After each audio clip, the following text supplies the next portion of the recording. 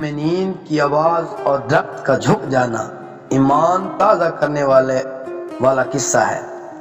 سوچئے ایک درخت خاموش کھڑا ہو، نہ زبان نہ آواز، اور ایک انسان اس سے مخاطب ہو۔ یہ کوئی عام انسان نہیں ہے، یہ وہ شخصیت ہے جس کے بارے میں نبی کریم صلی اللہ علیہ وسلم نے فرمایا ہے کہ اگر میرے بعد کوئی نبی ہوتا تو عمر ہوتا۔ آج کا واقعہ ہمیں بتائے گا کہ اللہ نے اپنے نیک بندوں کو کیسے مقام عطا فرماتا ہے۔ آئیں سنتے ہیں حضرت عمر رضی اللہ عنہ کا ایمان فروز واقعہ۔ میرے عزیزوں دوستوں، حضرت عمر رضی اللہ عنہ وہ شخصیت ہے جن کی عدل کی مثال آج بھی دی جاتی ہے۔ ان کا ریپ ایسا تھا کہ شیطان بھی راستہ بدل لیتا تھا۔ ایک روایت میں آتا ہے کہ ایک موقع پر آپ رضی اللہ عنہ اللہ کی قدرت کا اظہار کرنے کے لیے ایک درخت کو مخاطب کیا۔ آپ نے فرمایا، اگر میں تمہیں اللہ کے حکم سے بلاؤں تو کیا تم آ جاؤ گے؟ لوگ حیران تھے، یہ کیسا سوال ہے؟ مگر جیسے ہی آپ نے اللہ کا نام لے کر اشارہ کیا تو وہ درخت جھک گیا۔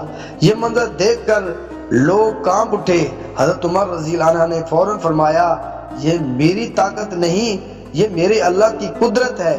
دیکھیے، اصل سبق یہی ہے کہ اولیاء اور نیک بندوں کے ہاتھ پر جو کچھ ظاہر ہوتا ہے وہ ان کی ذات کا کمال نہیں ہوتا بلکہ اللہ کی عطا ہوتی ہے۔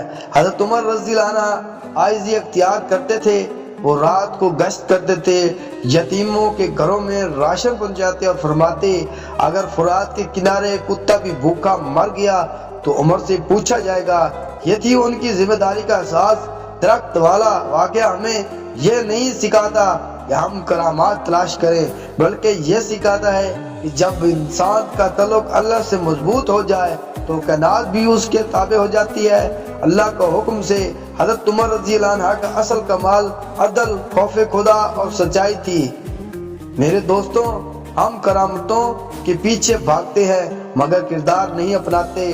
حضرت عمر رضی اللہ عنہ کا اصل معجزہ درخت نہیں تھا بلکہ ان کا عدل تھا۔ اگر ہم بھی اپنی زندگی میں سچائی، انصاف اور خوف خدا اپنا لیں تو یقین کریں ہماری زندگی بھی بدل سکتی ہے۔ اگر آپ بھی حضرت عمر سے محبت کرتے ہیں تو کمنٹ میں لکھیں، یا اللہ ہمیں بھی عمر جیسا عدل عطا فرما۔